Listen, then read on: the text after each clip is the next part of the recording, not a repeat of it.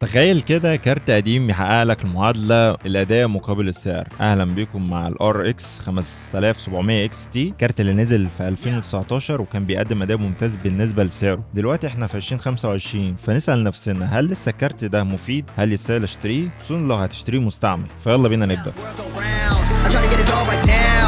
Everybody worried about the crown big. Look, homie, I'm the man right now. Talking to a PI, kind of time we on. Don't roll like the kind of take eons. Got a little buzz, it's time to go beyond. Can't look back, no time to hit. لو جينا بصينا على مواصفات الكارت هتلاقي معمارية ريدنا جاية بمعمارية ريدنا الأولى مع ستريم بروسيس 2560 ومع في رام 8 من جي بي والجي دي دي ار 6 مع ميموري باس 256 بايت وحوالي 230 واط في سحب الطاقة بتاعه، وبيحتاج باور سبلاي لا يقل عن 600 واط. أي نعم، سفاح في الكهرباء، فدي بديهيات مع الكارت ده بالذات. غير كده كمان ان هو بيبقى جاي ببيس كلوك بتاعه 1605 وعلى البوست كلوك بتاعه 1905، والجيم كلوك بتاعه تراوح ما بين 1755 وانت طالع مع ميموري كلوك 1750. غير كده كمان هو مناسب في حته معينه وهي الباس انترفيس بتاعه اللي هو البي سي اي جين 4، وده مناسب لبعض الناس او اغلب الناس كمان، وهنعرف ليه ده كمان شويه. المواصفات دي بتخلي الكارت قوي جدا على دقه ال 1080 بي، واحيانا يقدر يشغل 1440 في بعض الالعاب بسهوله. ولو جينا بصينا على الويب سايت هنلاقيه حتى كمان لما نيجي نقارنه مع ال 2060 سوبر والاصغر منه ال 5700 وال 2060 النسخه الاف اي اللي هي جايه من المصنع، هنلاقي انه اقوى منهم في التيرا فلوبس، وده بيديله اداء خام ممتاز جدا. غير كده كمان انه احنا مش محتاجين ري تريسنج في كارت زي ده، لانه معلش حتى ال 2060 سوبر كمان ضعيف الري تريسنج بتاعه، فكاداء خام فال 5700 اكس تي يقدر يتفوق على الار تي اكس 2060 سوبر مستريح. لا العامل في 2025 للكارت مع تجارب حديثه للكارت بيشغل الالعاب الحديثه في 2025 بكفاءه. يعني عندك الالعاب كتير هتلاقيها، حتى اذا كانت الستوري او حتى الكومبيتيتيف منها او الاي سبورت منها، فانت هتلاقي عندك الاداء ممتاز جدا فوق ال 120 فريم، فوق كمان ال 160 فريم على حسب الكواليتي او على حسب الريزولوشن اللي انت بتلعب بيه، لان 1080 بي مع الكارت ده بيفرق معاه في الفريمات، وال 1440 بي برضه بيفرق معاه في الاداء ده. في بعض الالعاب هتلاقيه بيسجل دايما فوق 60 فريم حتى كمان، ولو الالعاب التقيله خالص. يعني في الخلاصه يثبت نفسه كخيار قوي لل 1080 بي، وبعض الالعاب على ال 1440 كمان. مفيش مشكله مع الكارت ده بشكل كبير جدا، لكن مشكلته يمكن الوحيده هتكون في الفي رام بس، انه 8 جيجا في بعض الالعاب هتعمل لك ساعات مشاكل كبيره جدا.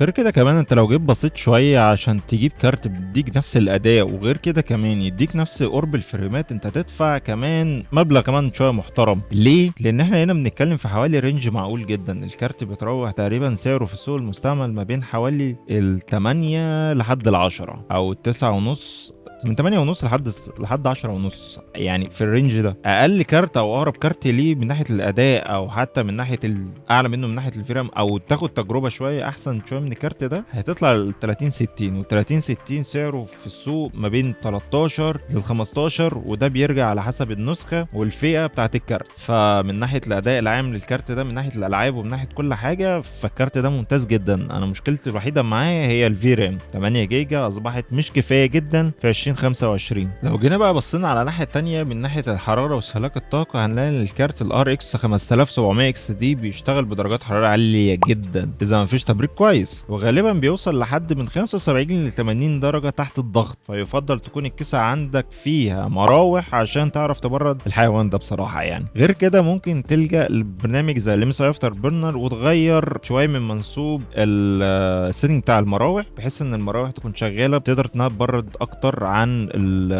الطريقه اللي هي الديفولت بتاعت المراوح. او حتى لو الكارت مستهلك بشكل كبير ودرجه حرارته حتى كمان انت مش قادر تسيطر عليها، ساعتها تلجا لانك تغير المعجون الحراري، وده طبعا بيرجع على حسب الراجل اللي انت اشتريت منه والنسخه حتى كمان المستعمله. كارت بيسحب حوالي 230 واط، فلازم الباور سبلاي يكون عندك كويس، ويفضل يكون الباور سبلاي عندك مش اقل من 600 واط مع الكارت ده. وبعدين لحظه هنا تنزل تعمل لايك واشتراك، مش هياخد منك دقايق. انزل يا عم، انا لسه شايفك.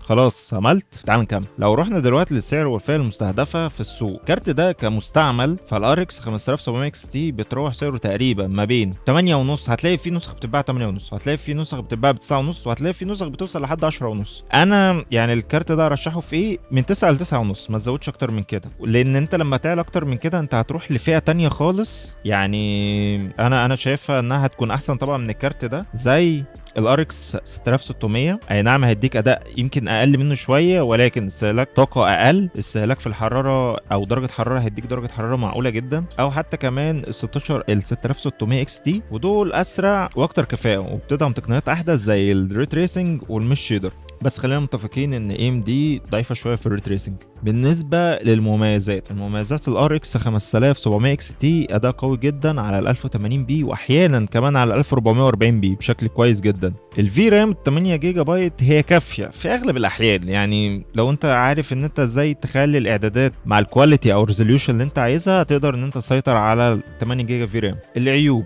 بالنسبه للعيوب بتاعت الكارت ده مفيش دعم للري تريسنج بشكل واضح، يعني ما فيش، يعني صباح الفل. يعني ال 2060 سوبر بيدعم ري تريسنج، بس خلينا مقتنعين ان ال 2060 سوبر اي نعم في ري تريسنج، بس يعني صباح الفل انت مش هتشغل على كارت ضعيف زي كده يعني، وده بالنسبه لكتير من الناس مش مهم، بس حبيت تكون عارف بس حاجه زي كده.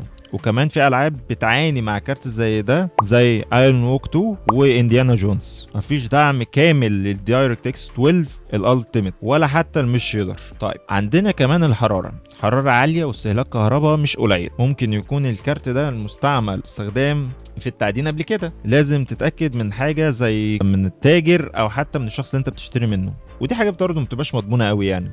طيب ايه الخلاصه؟ ينفع تشتريه في 2025 لو ميزانيتك محدوده وعايز كارت ممكن يشغل لك الالعاب الجديده بمستوى اداء مقبول جدا وترضى بيه جدا، فالار اكس 5700 اكس تي اختيار ممتاز على دقه عرض 1080 بي وكمان على 1440 بي. لو عندك شويه فلوس زياده ممكن تروح لل 6600 اكس تي والار اكس 6600 العادي، او ممكن كمان ارشح لك من نفيديا الار تي اكس ال 3060، مع العلم ان في اخوات تاني ال 4060 احسن منه ويمكن كمان تلاقيه بنفس السعر، ودول بيعتمدوا على تقنيات احدث ومستقبل الالعاب اكتر، ولكن ساعتها هتكون عليت من الميزانيه فوق ال 10000 جنيه. لو هتشتري مستعمل لازم تتاكد من حاله تغيير المعجون الحراري، التبريد يكون كويس، تتاكد ان مفيش علامات تعدين او حراره مبالغ فيها. لو قدرت تشتري الار اكس 3600 مستعمل بسعر نفسه او قريب شويه يكون احسن، لانه الفرق ما بينهم مش كبير قوي ما بينه وما بين الار اكس 5700 اكس تي، مع انه برضه لسه بيقدم قيمه ممتازه في 2025. بس اهم حاجه تتاكد من حله والاختيار ونسخه كويس. بس كده، متنسوش تكتبوا لي في الكومنتات ايه اكتر حاجه عجبتكم في الكارت، ولو عندكم اي استفسار او عايزين مقارنه مع كروت تانية قولوا لي وهرد عليكم في اسرع وقت. متنسوش تعملوا لايك وشير وسبسكرايب، واشوفكم في فيديو جديد قريب. سلام يا زوايا.